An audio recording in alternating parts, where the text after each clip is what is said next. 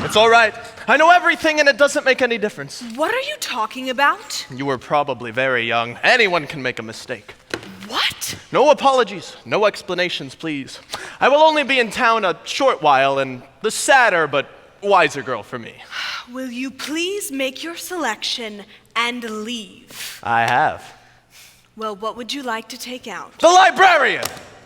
Quiet, please. The librarian.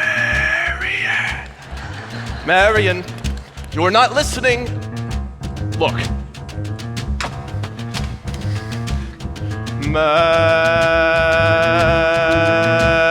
Marian. Marbles. 6 Steelies, 8 Aggies, a dozen Peewees, and 1 big glassy with an American stripe in the middle. I think I'll drop. No! Madam Librarian.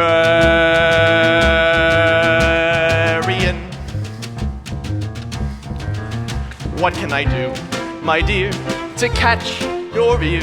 I love you madly, madly, Madam Librarian. Marian, heaven help us, if the library caught on fire, and the volunteer hose brigademan had to whisper the news to Marian. Madam Librarian.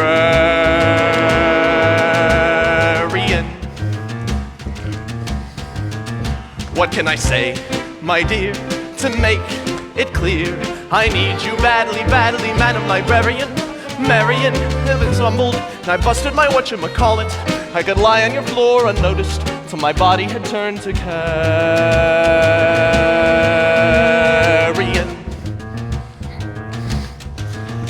Madam Librarian.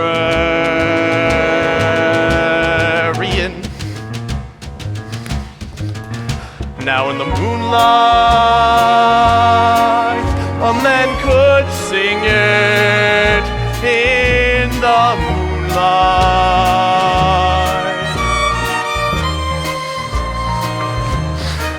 And a fella would know that his darling had heard every word of his song. The moonlight helping along. But when I try in here to tell you, dear, I love you madly, madly, Madam Librarian. Marian, it's a long lost cause I can never win, for the civilized world accepts as unforgivable sin any talking out loud with any librarian, such as Marian.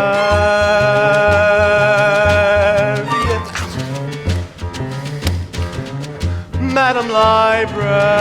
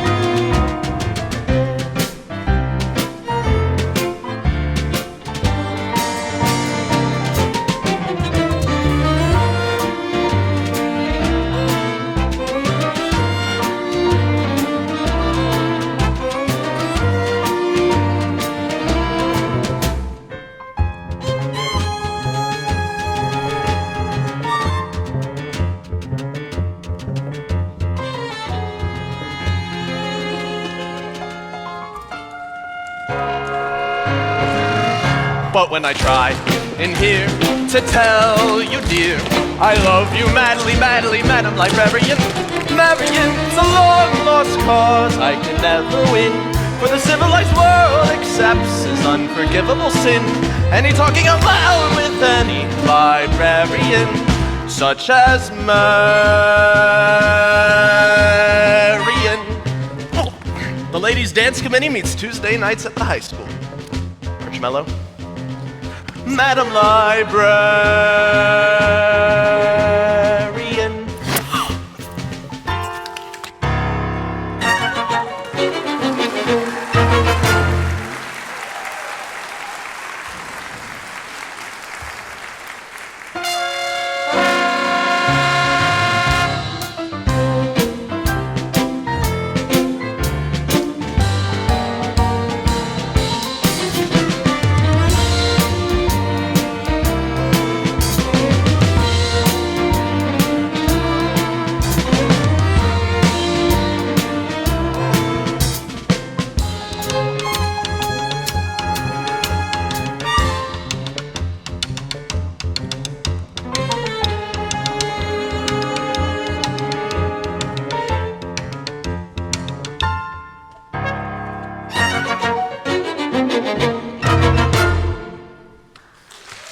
Well, Tommy, you've had a pretty good morning.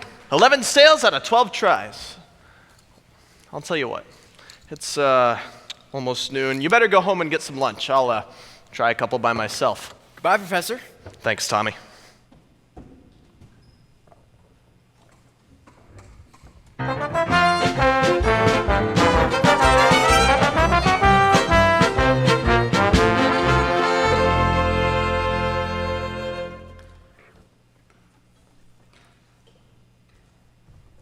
Just a minute! Are you soliciting? You haven't got a license. Oh, why no, Märchen. I collect doorbells. You see, this particular specimen has an unusual tone quality. It just... Flattery will not avail you. Soliciting without a license is statutory in this county. My left since without a permit. Why haven't you been down at City Hall with your references? Just missed you. Mr. Mayor, your little finger, the spread, it's hereditary. Oh, it is? What does that mean? It means that your son's little finger is perfectly situated to operate the spit valve on a B-flat flugelhorn. Is that good? Good. It means that America has finally produced an artist that can flugel the minute waltz in 50 seconds. Where can I get one of those horns? Sign here, Mr. Mayor. That'll be $17 import. Yes, just think. I could have missed this whole... Wait a minute. I haven't got any, son. You unscrumptuous, flew by night, you unflumptuous, you best be at City Hall with your by golly papers by 3 o'clock. You mean this afternoon? I couldn't make myself any plainer if I'd see the Quaker on his day off.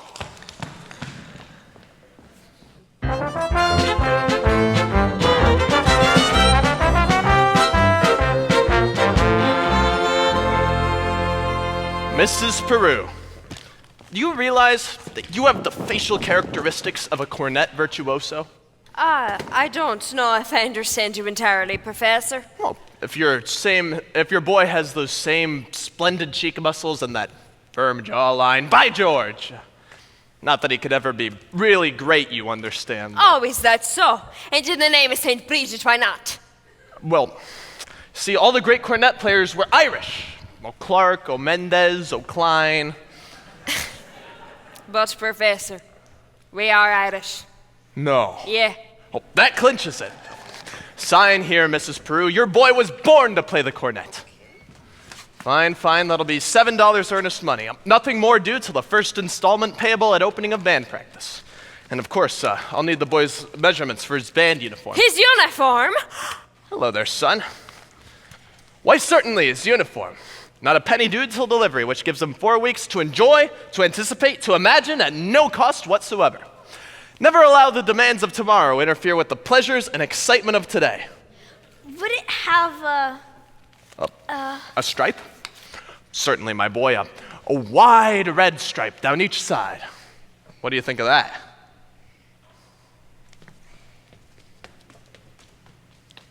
You'll have to excuse Winthrop, Professor. We can't get him to say 3 words a day, even to us. And if you get him to play in the band, you'll have St. Michael's on way with you. But if anybody can do it, I'll bet you can.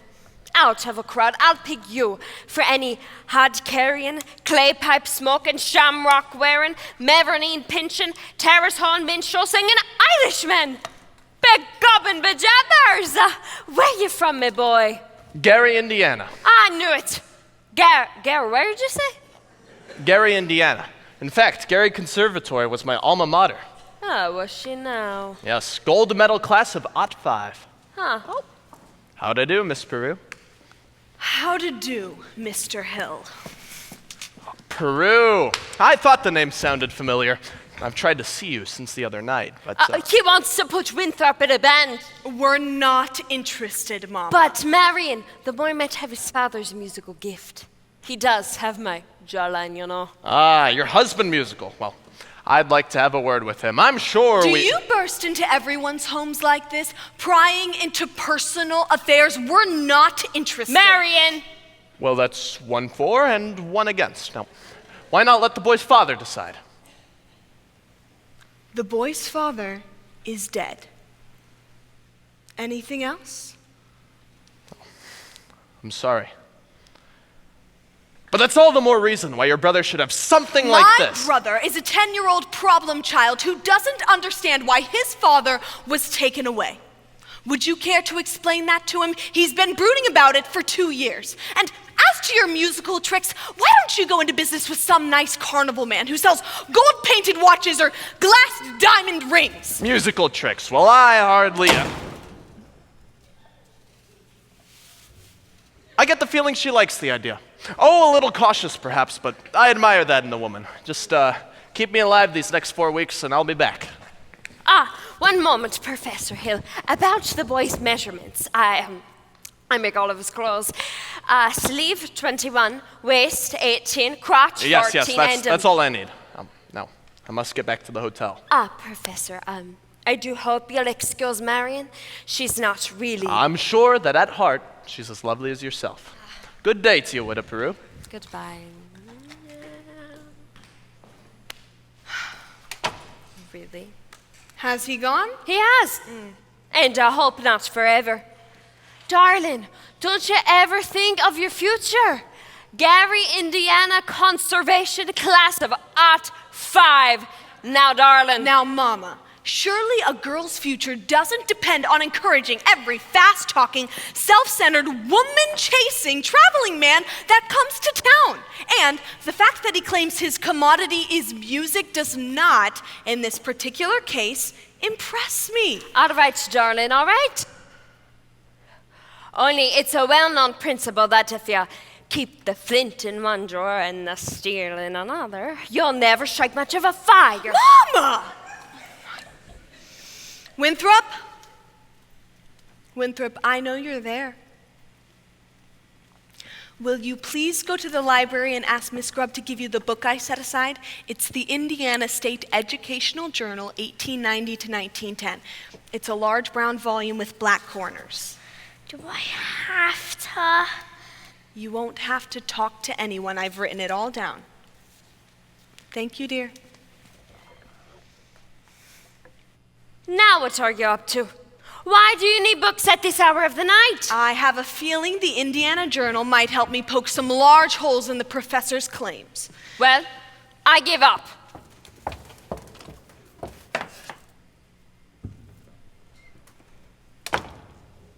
At your age, if you don't mind me asking, what kind of white knight do you expect to come riding along? Well, I'm not waiting for Luther Griner, who backs me into the ancient history shelf every time he comes into the library. He does. Or Ed Gamage with that buggy of his in the removable back seat.